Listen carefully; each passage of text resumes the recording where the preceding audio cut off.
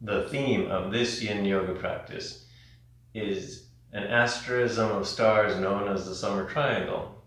The sequence includes postures such as butterfly, a classic shoulder opener, lateral bends and dragonfly pose, sleeping swan poses, and finally seal pose. So some useful props can be some blankets, some pillows, and some books for support. Also, if you have yoga blocks might be a good substitute for books. So maybe gather up some props and we'll get started.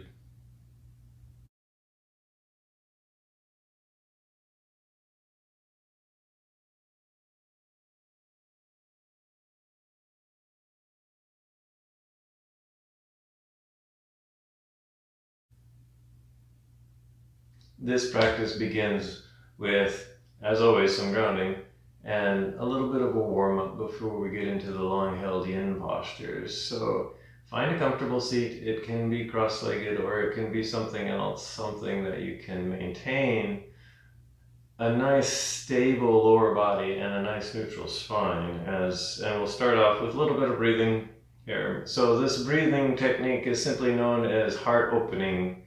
And so bring your hands together, maybe make a big circle with your thumbs and your index fingers and bring them to your heart center. Grow your spine nice and tall, shoulders roll up and back, and the front of your torso is nice and expansive. As you inhale, as you're inhaling, sweep your arms out into the sides, a big sweeping expansive gesture. And then as you exhale, draw your hands back to heart center so that they reach heart center at the end of the exhale. So we'll do a few breaths like that. So inhale, arms come and expand. And then exhale, arms come back here. And you might not like this sequence. You can just breathe in silence or in stillness, or continue this motion for a few more breaths. Maybe you like the feeling of the added motion with the breath. So this is technically already a vinyasa, a linking of the breath here. So maybe just a couple more cycles of this. So inhale, arms come out. Exhale, bring your hand back to heart center. One more cycle here. And then as hands get back to heart center, maybe keep them there or just rest them on your thighs. Take a couple normal, natural breaths here. And then we'll continue a little bit of warm-up stretching here. And we'll do that by seeing if we can kind of stretch our feet out a little bit. So make your way to hands and knees from however you were seated. From hands and knees, feel stable with the knees and the shins. Tuck your toes under. So your feet are flexed and your toes are resting on the floor. The idea is we're actually wanting to stretch the feet here. So you can either sit all the way back on your heels. Some of us, that's going to be too intense. So you can slowly press yourself back as far as you go until you're feeling enough oomph in the feet. And you can just stay here for the next few breaths. Just breathe, just feel that traction. It's a little bit of a yin yoga for the feet, although we won't be here for that long. If you have the accessibility to sit up on your heels with your feet flexed, then go ahead and do so, and we'll include a little bit of a shoulder opener here. So we'll try eagle arms as our feet are flexed. If your little pinky toe is rebelling, maybe take your fingers and bring your pinky toe forward. If this gets too intense, you can always unflex your feet at any time. You don't have to wait for me to say time's up. You know when the sensations are too much here. So a little bit of shoulder stretch. Extend your arms out long, just what we did for heart opening link. And then we'll come into eagle arms. So draw your left upper arm up across above your right upper arm. Bend your elbows, bring your hands to your shoulders. Maybe catch your hands, or maybe wrap your forearms and make eagle arms here. Move your elbows forward and up until you feel stuck, or you feel a lot of intensity in the back of your torso here. If this is too much, maybe come back to some other version of this here. Maybe just hold this for a breath. Grow up tall through your spine. Maybe bring some awareness to your core, to your belly here. And then go ahead and release, shake it all out, and do the other side. So now the right arm sweeps above the left arm. Same procedure. Maybe this is your eagle arms. Maybe this is your eagle arms. Or maybe this is your eagle arms here. Elbows move forward and up just for a couple of breaths here. And then breathe into that place where there's some intensity, some traction here. And then go ahead and release your shoulders. Come forward onto hands and knees so that you can unflex your toes, and then you can kind of gently tap your toes out here. And then from here, we'll come into our first long-held yin posture. And the first long-held yin posture will be butterfly today. So if you have a lot of tightness in your back body, you might want to sit up on some height. I'm going to sit up on a couple of blankets. Otherwise, come to seated. Legs out in front. This will be the first posture that we hold for a few minutes. So with that in mind, cultivate your intention of actually what you want to get out of this posture. So for butterfly, make butterfly legs. Bend your knees. Lower your knees out to either side. So right knee is going out to the right side, left knee is going out to the left. Feet are together, the heels can be fairly far from the hips. So my heels are about 1.5 feet, and I'm making a diamond pattern with my shins and my thighs here. Incidentally, if there's an achy knee that needs support, you can always grab something like a pillow, place it under the leg of the achy knee so there's some support. Maybe it's the other knee, so you put it under the other knee. Or maybe it's both knees, so you grab a couple of pillows and put them under both knees here. So this is the first half of butterfly, this kind of gentle hip opener that's going on. And it should feel fairly gentle. If not, bring your heels farther away from your hips. Maybe get some more support for the knees here. You can stay here and just enjoy the hip opener, or you can add a forward bend to it. So for a forward bend, grow yourself nice and tall, and do a little bit of yang yoga here. And by yang yoga, I mean grow your spine nice and neutral. And hinge yourself forward from your hip sockets. And your hip sockets are clear down there, here, in your hips, so that the top of your pelvic bone tilts forward. Once that's happened, the rest of your torso softens and relaxes. So you just sink and round and soften by releasing the muscle tone, the muscle traction, and just hang off of your connective tissue. Now you can just hang here in midair, but that doesn't feel appropriate. You can get props, get a pile of blankets or pillows or a couch cushion or a chair to rest your torso on here. Otherwise, this is butterfly pose. And we'll stay here for a few more minutes or so. So this might be a good time to review the principles of practice, the mechanics of a yin practice. So remember, the first principle of practice is finding your edge. And this is important. This is the exploration. This is what takes time. So your edge is a place where your body stops and you start to feel sensation. It's a place where you start to meet traction and resistance and pressure here. In yin, we're trying to soften the muscle fiber so that the traction, the pressure, the stopping point is felt by the connective tissue system.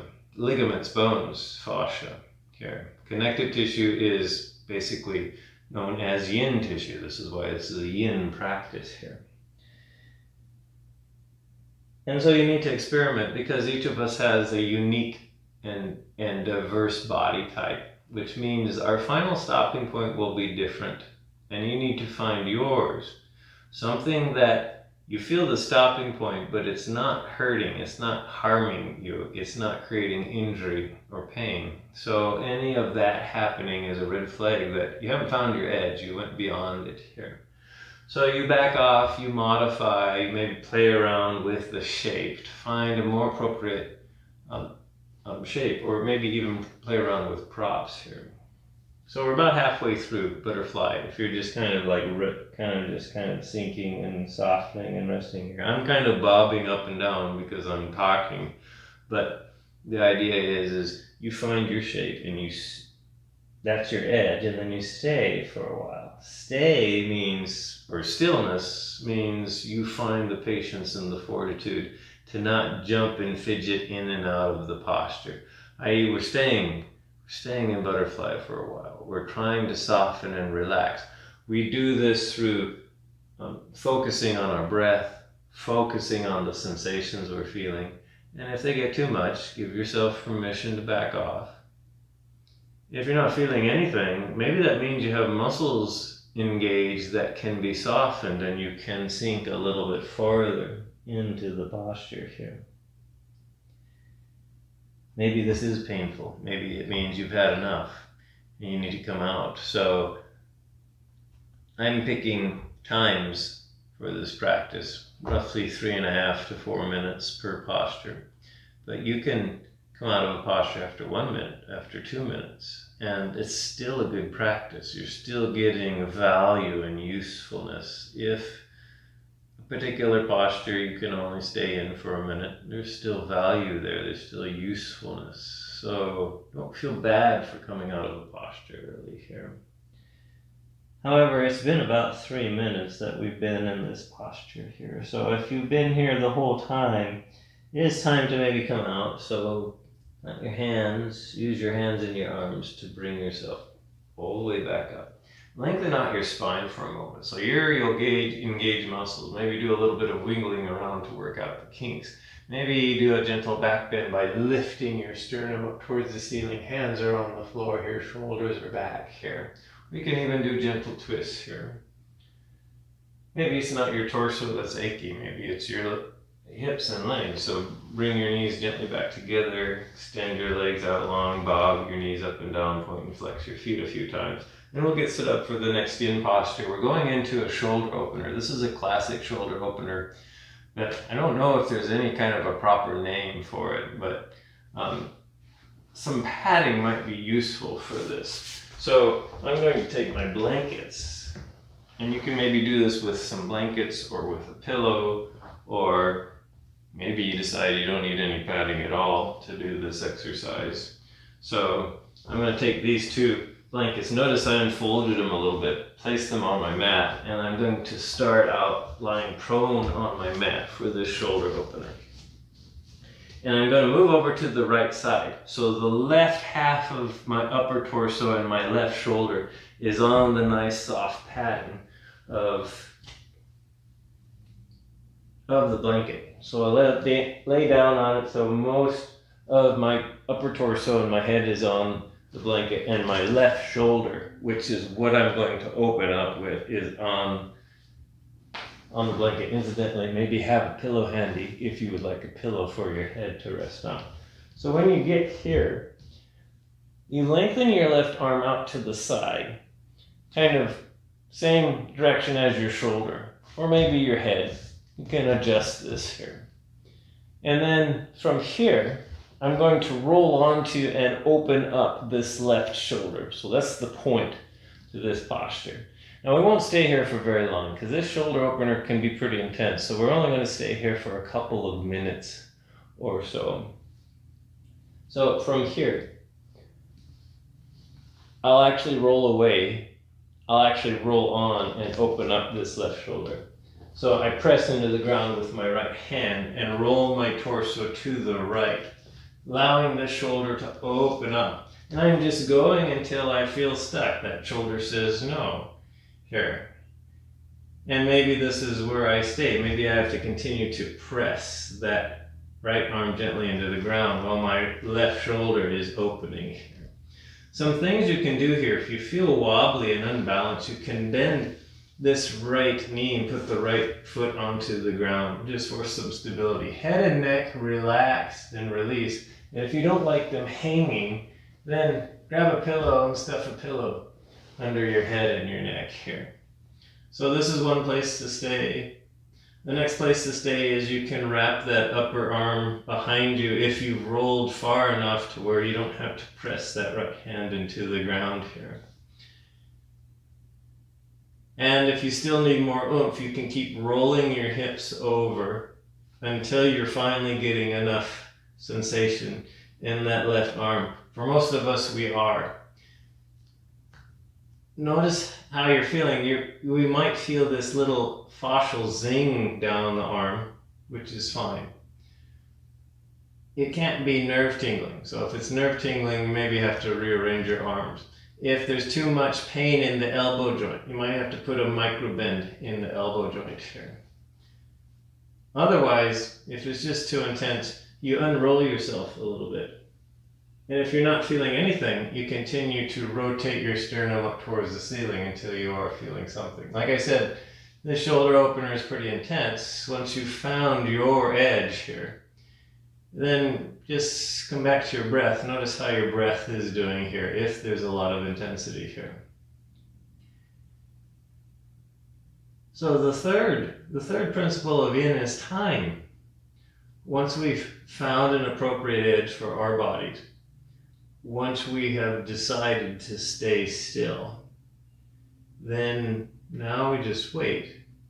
Let the time creep in. So time is what does the work. Just creating the light traction, softening the muscle fiber, and then maintaining that light traction for a few minutes of time here. So that's the third principle. Now we've already been here for close to 2 minutes here. So just a couple more breaths on this side.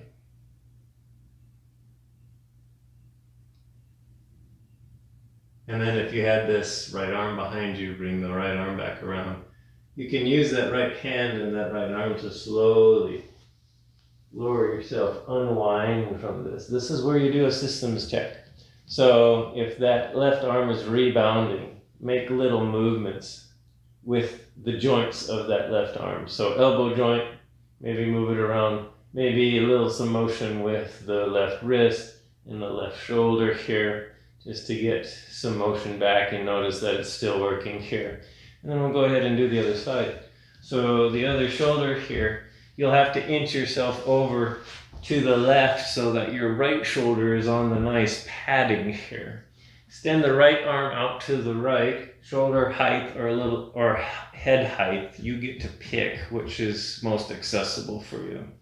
And then plant the left hand on the ground. Use the left hand on the left arm to slowly rotate your torso, your whole body to the left, opening up this right shoulder just as much as you need to until you're feeling a goodly amount of oomph here. You can do things like bend the left knee, put the left foot on the ground. You can stay here if you need this arm to hold yourself up.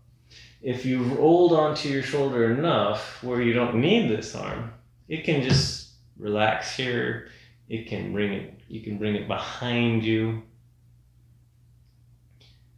You can do all kinds of things with this, kind of just open up through the front of the chest here. And then decide if your head and neck are happy about this. If they aren't, you can always grab a pillow and stuff it under your head and your neck here. Again, you're staying as long as you want to, and you're adjusting the intensity. So if you find you're in pain, that just simply means you've rolled way too deeply. Maybe you need to unroll yourself. If you find yourself kind of bored because you're not feeling anything, probably means you need to roll a little bit deeper. So again, this is the finding of the edge, and then when you finally settle here, you can settle. So maybe 5 more breaths here on this side. So I alluded to the fact that the theme of class is stars again today. So in the summertime, particularly end of June, beginning of July, there's a famous asterism of stars that begins to rise in the east fairly late at night. So that starts rising around 9:30, 10 p.m. at night. But it's made up of basically the 3 of the brightest stars that one can see in the northern celestial hemisphere, particularly in the night skies of the summertime and the fall. And it's known as the summer triangle. It's an asterism of 3 bright stars. we need to come out of the shoulder opener. So if you have this left arm behind you, bring it back around, slowly unfold here. And then rebound with that right arm. And by rebounding is do a systems check, make sure that right arm still works. So move the fingers, move the wrists, kind of work that elbow and that right shoulder. And then when you're convinced that both arms are still on good speaking terms with you, you can slowly bring yourself up. And then we'll bring ourselves into the next yin posture. The next yin posture is Dragonfly Pose with lateral bends. So Dragonfly Pose is a wide-legged seated posture here. So again, you can choose to sit up on some height or not. I would maybe recommend sitting up on a little bit of height. So I'm going to go back to sitting up on my 2 blankets here. And then maybe have some height, like some books or even a pillow around. Come to seated, legs out in front. And then bring your legs out wide. So this is dragonfly legs. Just as wide as they go for you. So you're not trying to emulate me. Maybe your legs don't go as wide, or maybe they go a lot wider here. We're going to our stopping point with the legs. This is the hip opener. Now, if you're like me, you have a lot of intensity running through the bottoms of the legs. If that's creating pain in the bottoms of the knees here, you might want to keep them soft, both soft, and soft means bent. So to help with that, you can always stuff a prop underneath whatever knee is giving you trouble, and it might be both knees, so you have to keep them both bent here. So you can grab one of your pillows and put it underneath there. We'll laterally bend over to the right side, and we might want some help with some height. Now I've got a pile of books here, but if you have a yoga block, maybe just have a yoga block. Like this is typical yoga block. You can have one of those handy here. Just place it around your right leg here. Grow up tall through your torso here. Turn towards your left leg into a twist with a nice long spine. And then grow up long and tall here. Laterally bend over this right leg. So you'll just kind of bend over this right leg until you stop. It's your stopping point here. Now you can just hang here. This is actually the posture. So you're just kind of hanging out here, laterally bent in the spine here. However, this might be pretty uncomfortable, pretty for the head and the neck, and this is what the books here are for. So I can use my forearm resting on the books to rest my head on here. That way my head and my neck don't have to be overstrained while I just wait here in this side, in this lateral bend here. Things you can do with this other arm. You can do nothing. You can bring it around overhead for a while. This is a little bit young to do. Or you can bring it behind you to kind of open this right shoulder up here. You might have to adjust the books. Maybe this is too many books and you want to go lower here. Maybe the books feel better if they're on the outside of the leg here. Or maybe you can just rest your elbow on the leg. Or maybe you just really like hanging here. And if that feels fine, then you can simply hang here. So this is what the props are for. This is what the books are for here. So halfway through this side here, notice we've got 2 sides of this in the dragonfly configuration here. And you can just go back to the principles of yin. This is meant to be a quiet practice. So you're just trying to soften and notice your breath and then hang out here just for a while here. So the summer triangle is an informal collection of 3 bright stars. This is why it's known as an asterism. So a constellation is a more formal collection of stars in the night sky. An asterism is an informal collection of stars. But this summer triangle that I'm speaking of is a big triangle made up of 3 bright stars that dominate the night skies of the summertime and into the fall. In fact, you can see the summer triangle in early winter. That's how long it stays up. And it's made up of the three bright stars known as Vega, Altair, and Deneb. And they're each in their own separate constellations, although they make up this big asterism known as the summer triangle here. So they're easily seen before the rest of their stars and their constellations are seen here. So just a couple more breaths on this side.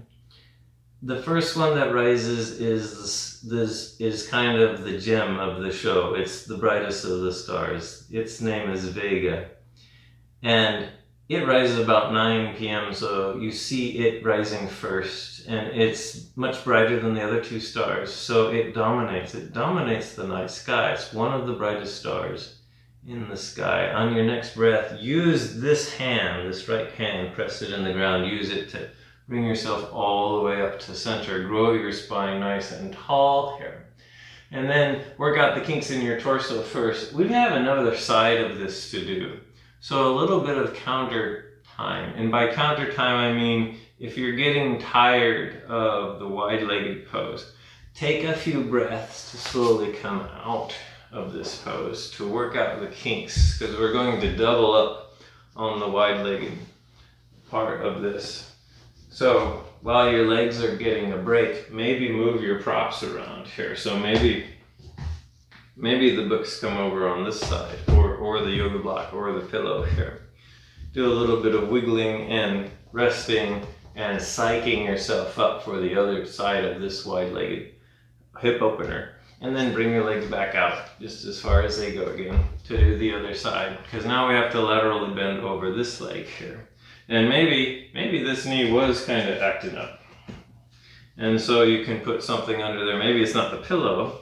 If you're clever in placing your height underneath that knee, so that knee can be bent. When you go up tall through your torso, turn and face the right leg so that you can bend over the left leg, you can just rest your head on the books that you're also using to keep this knee nice and soft here.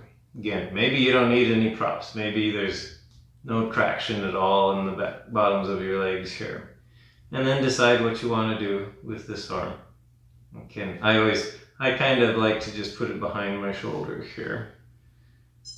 But you can do other things with it. So, a few more minutes on this side.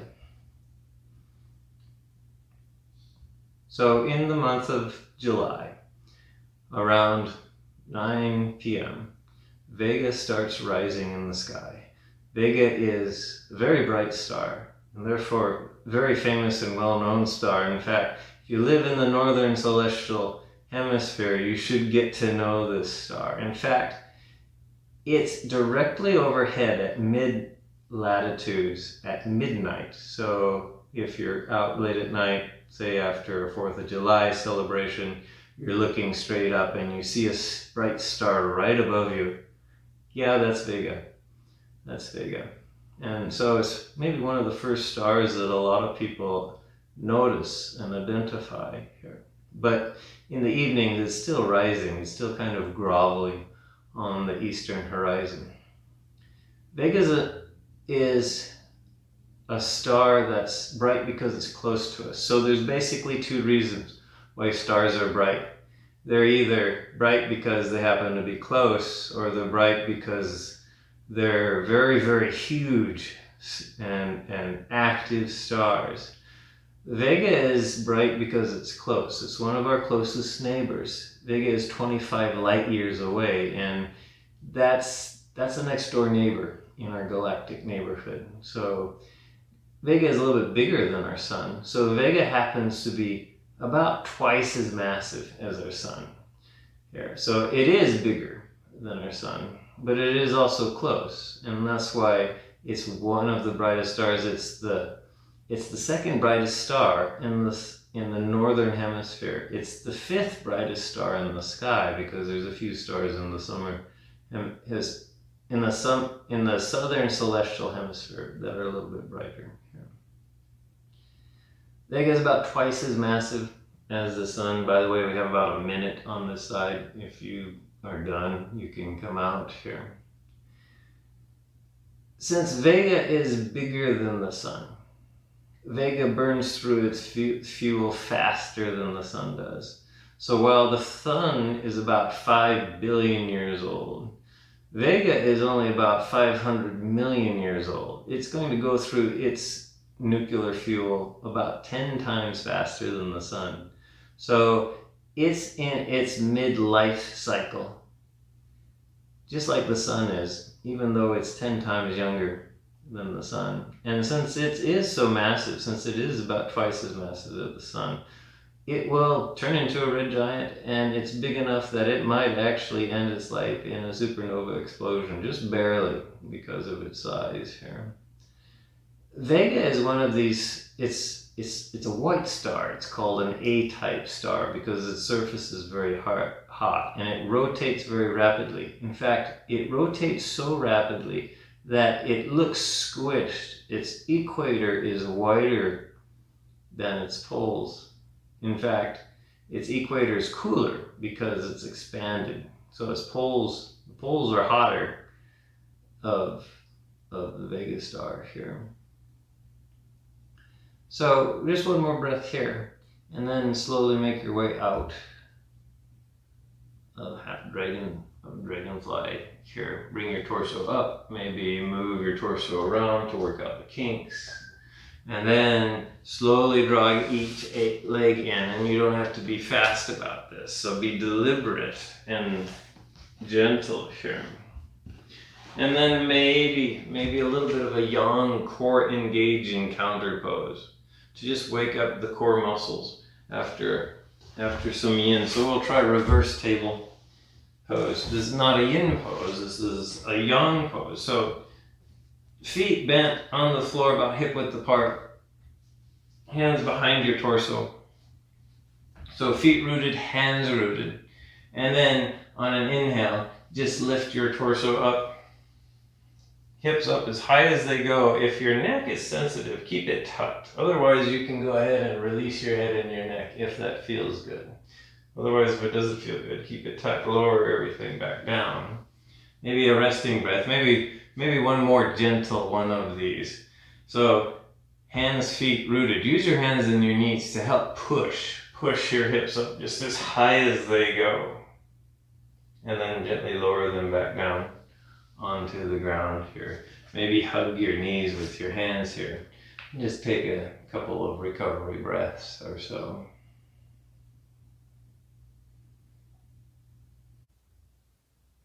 And then once you're ready, you can slowly begin to make your way into the next yin posture. Next yin posture is Sleeping Swan. Watch the demo for Sleeping Swan. The alternative to Sleeping Swan is Eye of the Needle pose here. So make your way on the hands and knees. And then from here, bring the left leg forward in between the hands. Inch the right knee back. And then begin to inch the left foot over to the right side.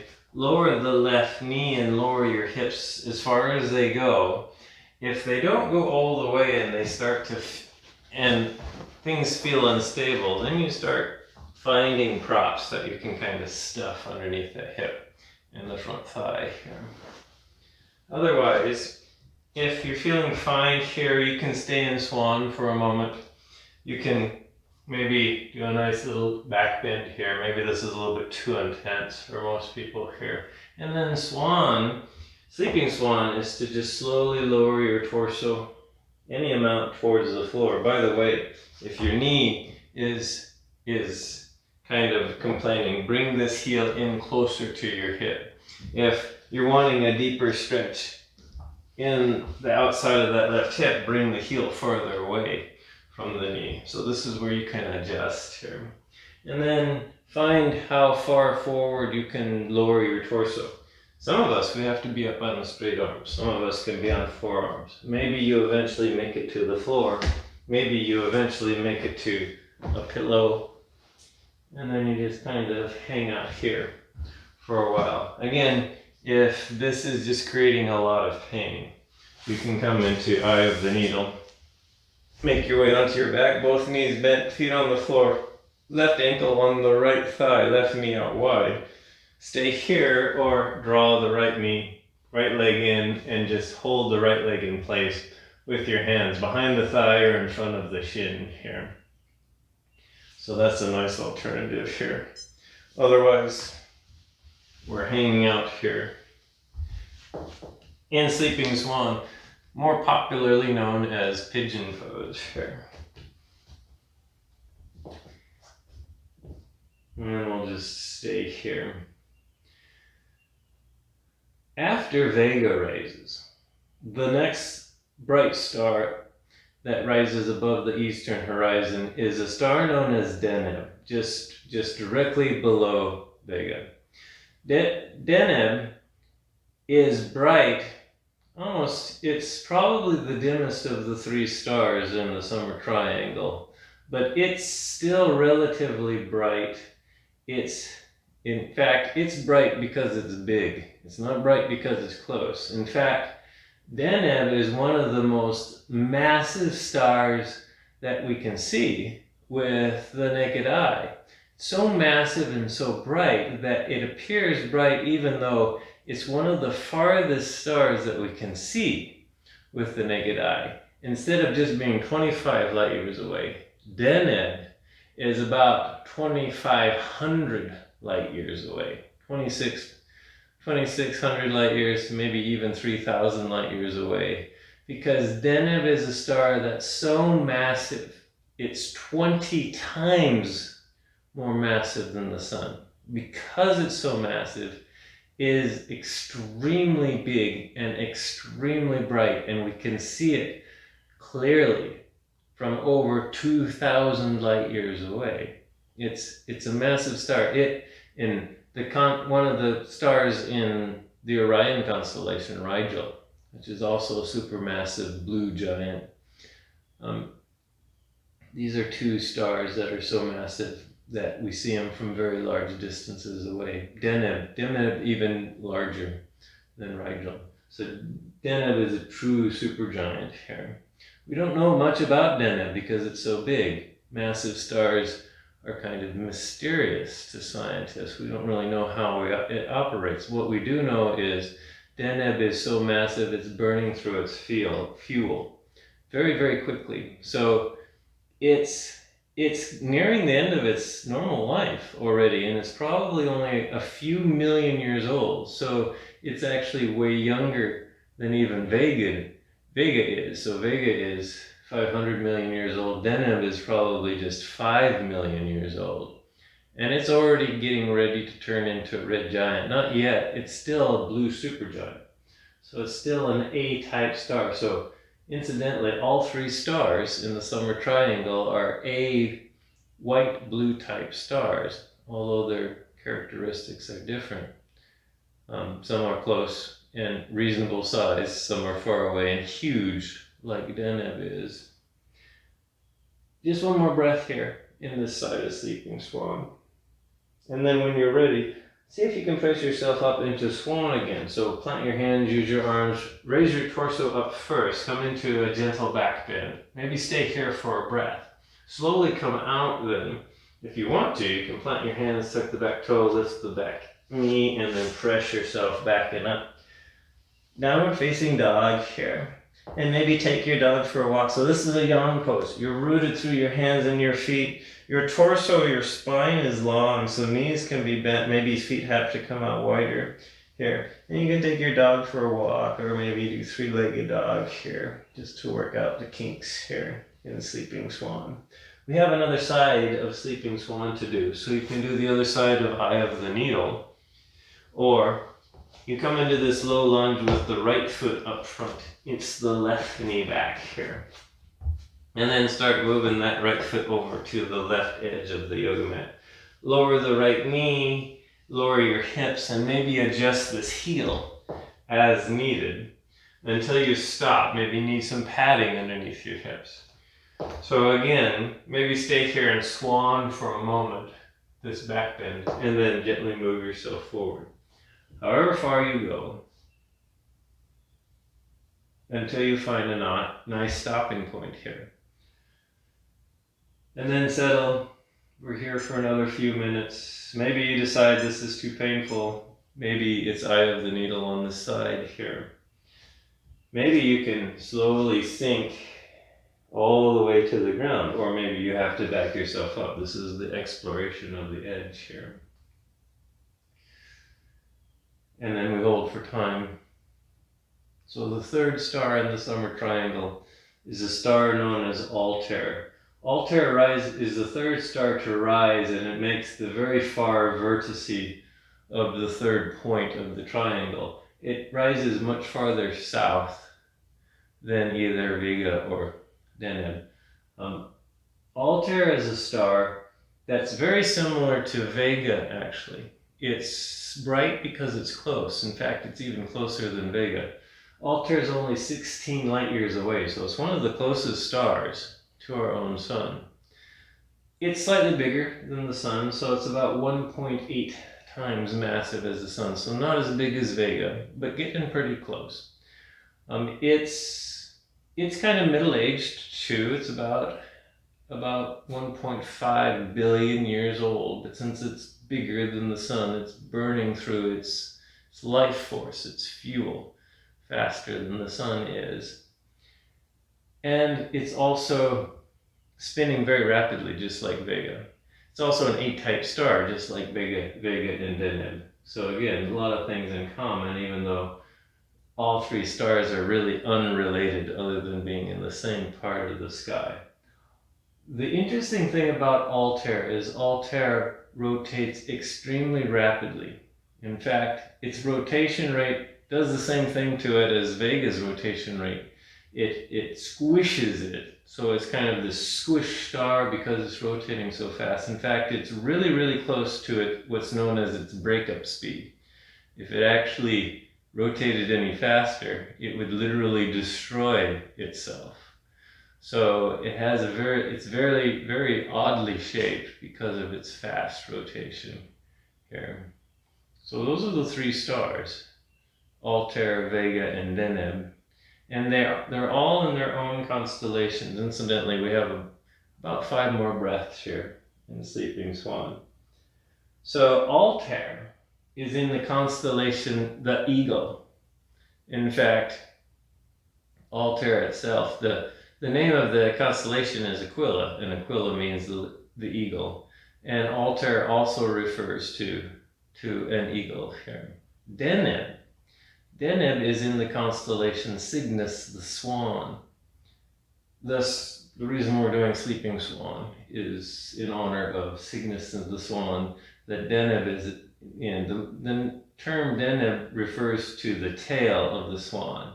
So if you look at the other stars in the constellations, they make up of the swan, it makes up a constellation that's more commonly known as the Northern Cross. And you can think of the long part of the cross as the neck of the swan, the 2 side pieces of the cross as the wings, and the upper part of the cross, the top of the cross, is actually the tail of the swan. There's one more breath here, and then we're coming out of the Swan Pose, or from Sleeping Swan, go back into Normal Swan here. And then from Normal Swan, plant your hands, tuck the back toes, lift the back knee, press yourself slowly out of Sleeping Swan. It doesn't have to be downward facing dog. It can be something else, but if downward facing dog feels good, then maybe try that here as the counter pose for a while, or something else, maybe some cat and cows, or maybe you just want to sit quietly and allow your hips to reverberate out of that hip opener. Otherwise, we'll get ready for the next and last long held in posture. This is called Seal Pose. So you'll make your way onto your belly. This is a back bend. From your belly, bring your elbows underneath your shoulders, shoulder width apart. So this is a back bend known as Sphinx Pose. And if you're loving this back bend, you can stay here, or you can experiment with a more intense back bend known as Seal. So for Seal, you'll plant your hands on the mat, maybe a little bit wider with the fingers turned out. And then you'll press your torso up farther and lock your elbows off. so that you're stacking your upper body weight through the upper and lower parts of your arm bones here. So this is seal, and it's a much deeper and more intense back bend than Sphinx.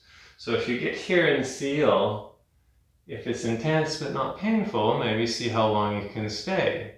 If it's too painful, bring yourself back down to Sphinx, and then we'll stay for a few more minutes here.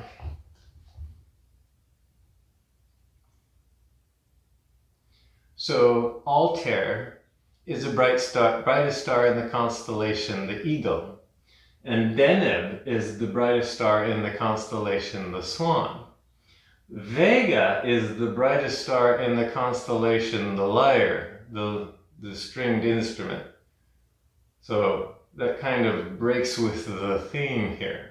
Turns out that it was the ancient Greeks that designated that part of the sky as the stringed instruments, the lyre, because they had some Greek mythological stories that kind of applied to Vega, or they applied to Vega and to the other stars in the constellation Vega. Before the Greeks, however, sometime in antiquity, all three of those regions of the sky were actually associated with some sort of bird. So Deneb was associated with a swan, Altair was associated with an eagle, and Vega was also associated with an eagle or a hawk or a swooping condor. So indeed, all three stars were considered bird stars or associated with birds, but at some point the ancient Greeks kind of decided, well, we want Vega to actually be a stringed instrument, much like a harp, known as the lyre. So it's in the constellation Lyra. Those are the classic Western designations of the constellations. Now you have to keep in mind that in other cultures, the constellations might be something else. Just as an example, in the Native American culture of the Great Plains and the Lakota Sioux, they didn't see Deneb in the Northern Cross as a swan, they saw it as a salamander.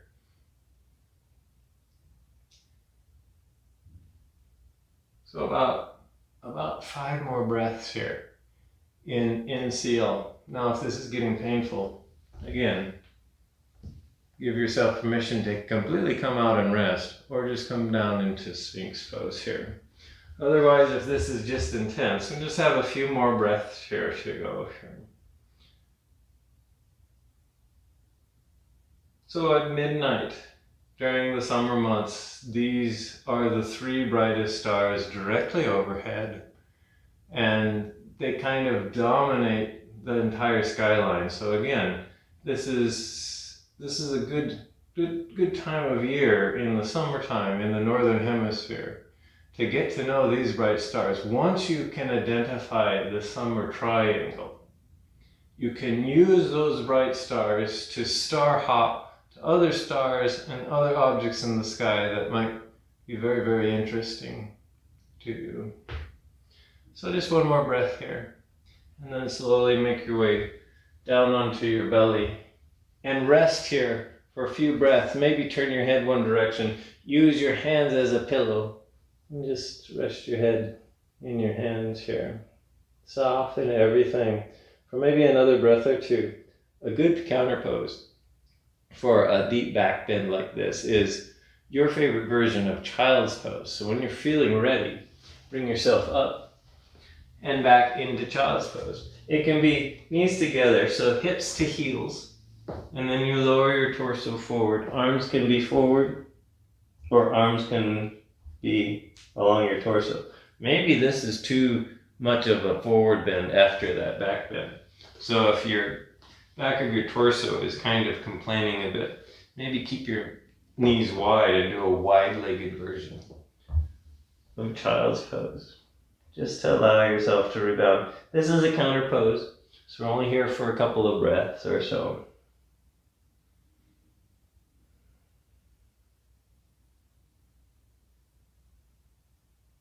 And then when you're ready, gently bring yourself up. Before we settle down into our final resting posture, I'm going to end with a seated twist. So this seated twist is called Ardha Matsyendrasana. You can sit up on some height or not. You'll sit with legs out in front to begin, and then bend your left knee. Bring your left heel on the outside of your right hip. And then bend your right knee. See if you can bring your right foot on the outside of the left knee. So left knee is trying to point straight forward. Right foot's trying to root on the right side. Grow your torso up tall. And then begin to turn over to the right. So you can take your left hand, put it on the right knee to help you turn. Right arm comes behind you. There's a little bit of a rudder here. And if you want to, you can hug the right knee with your left elbow and just begin to completely twist as much as you can, as much as your torso wants to. Head can stay neutral, or you can look over that back shoulder here. And then inhale, lengthen the torso. Exhale, see if you can gently deepen the twist. One more breath here. And then just release, maybe a counter twist, but we are twisting to the other side. So release the legs, legs come out in front. Now, the right knee bends, bring the right heel on the outside of the left hip. So right knee points forward. Left knee bends, put the left foot on the floor. And then maybe clasp the left knee, grow up tall through your torso. Exhale and twist the other way. So maybe right elbow wraps around the left knee, left hand behind you. And then just a few breaths in this twist here. At some point, release, bring yourself back to center, release your legs, maybe a little bit of a counter twist here. And then from here, move yourself into your favorite version of resting pose, of Shavasana. It can be traditional Shavasana, which is just lying on the floor, arms and legs extended. It can be legs up the wall, it can be reclined butterfly. Can be a whole host of restorative postures that feel restful, that feel gentle. It also can just be seated in a quiet meditative position here. So all of these are valid. Decide what best serves you and is most useful for you today. And then feel rooted, feel the connection. However, if you're seated or if you're laying on the floor, feel the support of the floor. Soften your head and your face, soften your eyes. So eyes can be closed, jaw is released, eye sockets are soft, tongue is soft, skin around your ears are soft. So whole face, so whole head is softening here. Soften your brain here. Rest of your torso is released here. And then just watch your inhales and your exhales for a few moments and a few breaths. So postpone being a human doing. For a while here, give yourself permission to be a human being. All that's going on is that you are existing. You're breathing. Forehead is soft. Temples are released. Brain is soft.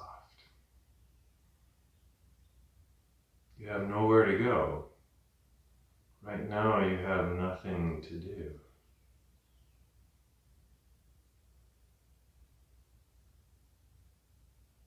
Enjoy the effortless state of being.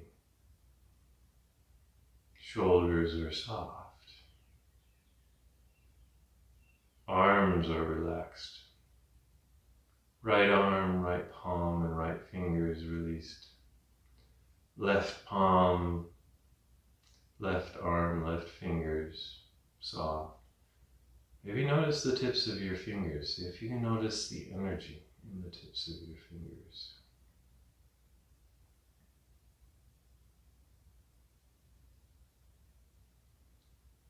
Soften your torso, so sternum, collarbones, shoulder blades, rib cage releases and softens. Relax your abdomen, relax your lumbar spine, soften your hips, thighs, knees, lower legs, shins and calves, ankles and heels, tops and bottoms of your feet. Release and relax your toes. See if you can notice that subtle sense of energy, the very tip of each toe on both feet, left and right.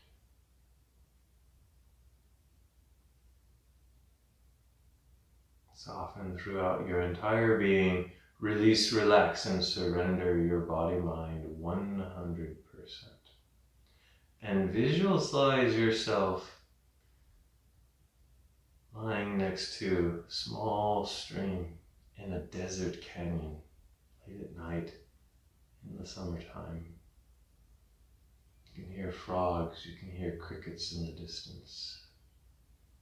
It's an absolutely clear sky. You can see the Milky Way overhead, and you can clearly see 3 bright stars that create a giant triangle that dominate the sky.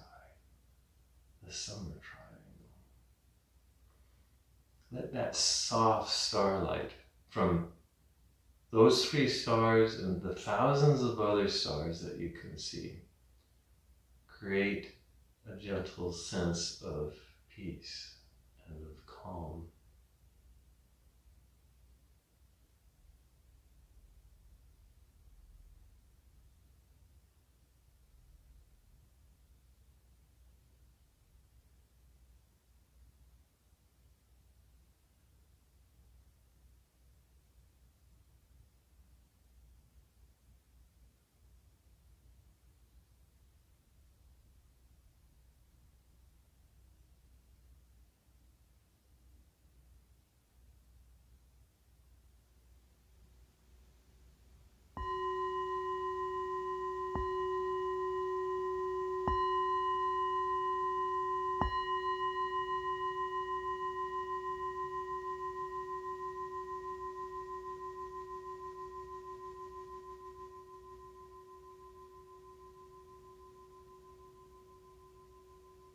Begin to deepen your breath.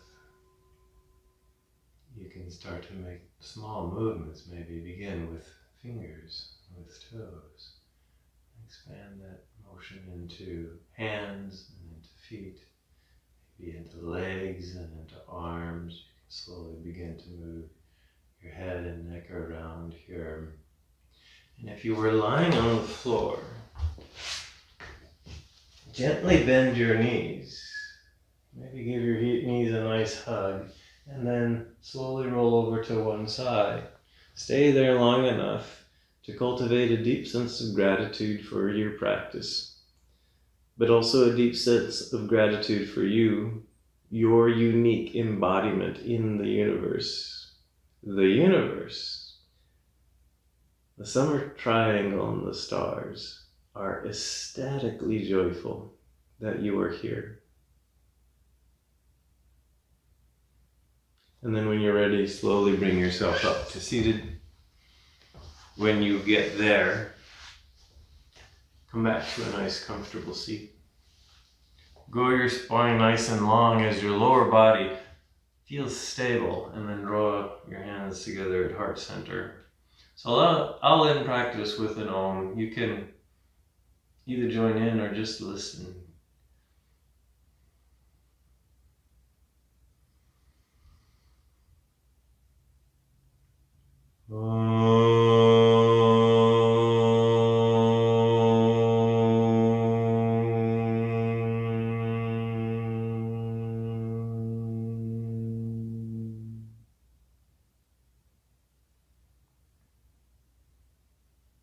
The inner light in me honors the inner light in you. Namaste.